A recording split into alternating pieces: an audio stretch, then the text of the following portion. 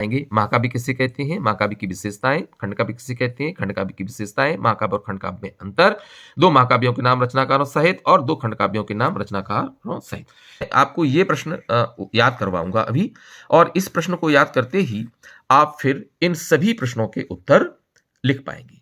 Hello विद्यार्थियों, आपका इस वीडियो में स्वागत है। और इस वीडियो में मैंने काव्य के भेद को लेकर के आपको विषय वस्तु दी है। सबसे पहले हम इसमें आपको बताना चाहेंगे कि परीक्षा में काव्य की परिभाषा पूछ ली जाती है कि काव्य की परिभाषा लिखिए।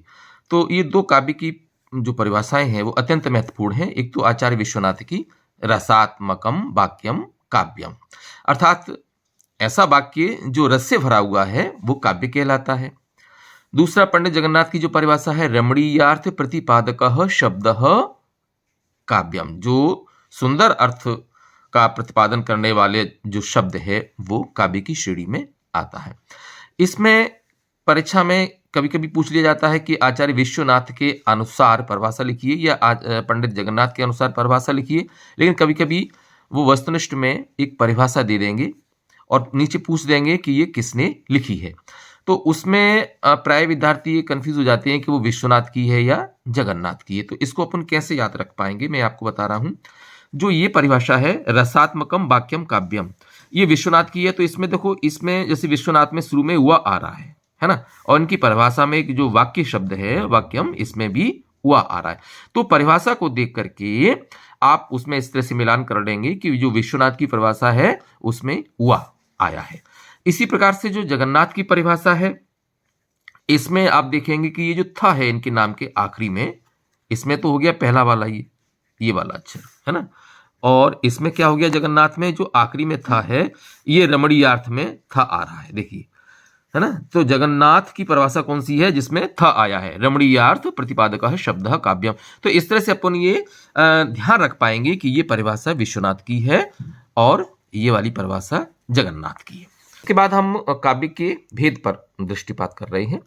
परीक्षा में प्राय आ जाता है कि काव्य के कितने भेद होते हैं लिखिए। तो अपन लिखेंगे काव्य के दो भेद होते हैं, नंबर 1 दृश्य काव्य और नंबर 2 श्रव्य काव्य। कभी कभी ऐसे भी आ जाता है कि श्रव्य काव्य किसे कहते हैं और उसके दो भेद लिखिए। तो श्रव्य काव्य किसे कहते हैं, अगर इसकी परिभाषा आ जाए तो अपन लिख देंगे जिस काव्य को सुन करके या पढ़ करके हम आनंद को प्राप्त करते हैं वो काव्य श्रव्य काव्य कहलाता है। और श्रव्य काव्य के दो भेद हैं, प्रबंध काव्य और मुक्तक काव्य। प्रबंध काव्य में पुनः अपन देख लें, महाकाव्य आते हैं, खंड काव्य आते हैं, आख्यानक गीत आते हैं। मुक्तक काव्य में पाठ्य मुक्तक हैं, गेय मुक्तक हैं। ये जो मुक्तक काव्य से संबंधित एक प्रश्न और आ जाता है कि जो रहीम बिहारी के जो दोहे हैं या कबीर के दोहे हैं वो किसके अंतर्गत आते हैं, कौन से काव्य के अंतर्गत आते हैं। तो रहीम बिहारी कबीर इनके जो दोहे हैं या मीरा और सूर के जो पद हैं वो मुक्तक काव्य के अंतर्गत आते हैं। महाकाव्य और खंड काव्य के बारे में तो मैं अभी आपको इसमें बताने ही वाला हूं। इसके पहले मैं आपको बताऊंगा कि ये जो 7 प्रश्न हैं, जैसे महाकाव्य किसे कहते हैं, महाकाव्य की विशेषताएं लिखिए, खंड काव्य किसे कहते हैं, खंड काव्य की विशेषताएं लिखिए। अगला प्रश्न, महाकाव्य और खंड काव्य में अंतर लिखिए। 2 महाकाव्यों के नाम रचनाकारों सहित लिखिए और 2 खंड काव्यों के नाम रचनाकारों सहित लिखिए।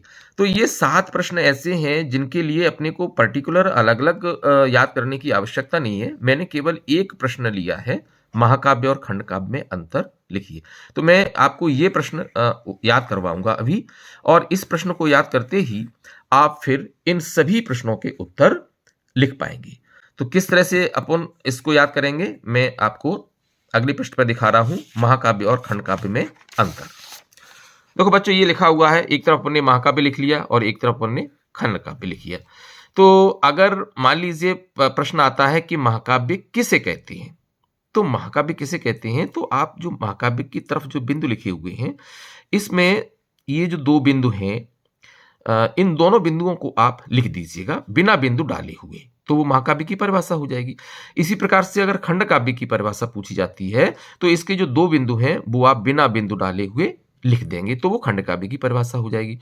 अगर महाकाव्य की विशेषताएं पूछी जाती हैं तो अपन केवल महाकाव्य की साइड में जो बिंदु लिखे हुए हैं 1 2 3 इनको उतार देंगे 1 2 3 डाल के। अगर खंड काव्य की विशेषताएं पूछी जाती हैं तो 1 2 3 डाल के ये अपन लिख देंगे तो खंड काव्य की विशेषताएं हो जाएंगी। अगर पूछा जाता है 2 महाकाव्यों के नाम तो अपन ये लिख देंगे रामचरितमानस और कामायनी, और इनके रचनाकार भी यहाँ पर दिए गए हैं। रामचरितमानस आप लोग जानते हैं तुलसीदास की प्रसिद्ध रचना है, और कामायनी जयशंकर प्रसाद का प्रसिद्ध महाकाव्य है। इसी प्रकार से खंड काव्य अगर पूछे जाते हैं कि 2 खंड काव्यों के नाम लिखिए उनके रचनाकारों सहित, तो अपन लिख देंगे जानकी मंगल तुलसीदास, और पंचवटी लिखी है मैथिलीशरण गुप्त ने। तो इस तरह से, और अगर अंतर पूछा जाता है तो महाकाव्य और खंड काव्य अपन डाल करके ये अंतर इस तरह से लिख सकते हैं। अगर मान लीजिए 2 अंक का आता है तो इसमें से 2 अंतर लिख दूं, अगर 3 अंक का आता है तो इसमें से 3 अंतर लिख दूं, और अगर 4 अंक का आता है तो ये अपन चारों उतार देंगे। अब देखते हैं कि महाकाव्य में अपन ने क्या लिखा। पहला कि महाकाव्य में जीवन के समग्र रूप का वर्णन होता है, मतलब महाकाव्य बड़ा होता है और उसमें जीवन की सारी घटनाएं, और एक जीवन से जुड़ी हुई दूसरा जीवन, है ना, उनकी आपस में जिस तरह से उपन्यास में संपूर्ण जीवन का और विभिन्न घटनाओं का तंतुजाल होता है, उसी प्रकार से महाकाव्य भी काफी विस्तृत होता है और ये जीवन का इसमें समग्र रूप का वर्णन होता है। जबकि खंड काव्य में क्या है, जैसा कि इसका नाम है खंड, तो ये जीवन के किसी एक खंड का या किसी एक पक्ष का ही वर्णन किया जाता है। दूसरा पॉइंट, इसमें विभिन्न रसों का चित्रण मिलता है, अर्थात महाकाव्य चूंकि बड़ा और विस्तृत और व्यापक होता है तो इसमें प्रायः सभी रस मिल जाते हैं, जो अपने 10 रस हैं वो सभी रस इसमें मिल जाते हैं। लेकिन खंड काव्य में संपूर्ण रचना में प्रायः एक ही रस का निर्वाह होता है। तीसरा बिंदु है महाकाव्य सर्गबद्ध होता है। तो ये सर्गबद्ध मतलब सर्ग क्या होता है, सर्ग का मतलब होता है चैप्टर, अध्याय, है ना। तो महाकाव्य सर्गबद्ध होता है, अर्थात ये विभिन्न अध्यायों में बटा रहता है और इसमें कम से कम 8 सर्ग होते हैं। जबकि खंड काव्य महाकाव्य की तरह सर्गबद्ध नहीं होता है।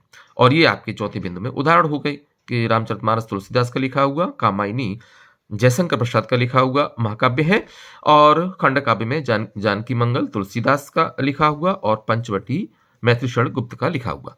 तो इस तरह से जब आपने अंतर याद कर लिए हैं तो इन सभी प्रश्नों के उत्तर आप लिख पाएंगे। महाकाव्य किसे कहते हैं, महाकाव्य की विशेषताएं, खंड काव्य किसे कहते हैं, खंड काव्य की विशेषताएं, महाकाव्य और खंड काव्य में अंतर, 2 महाकाव्यों के नाम रचनाकारों सहित और 2 खंड काव्यों के नाम रचनाकारों सहित।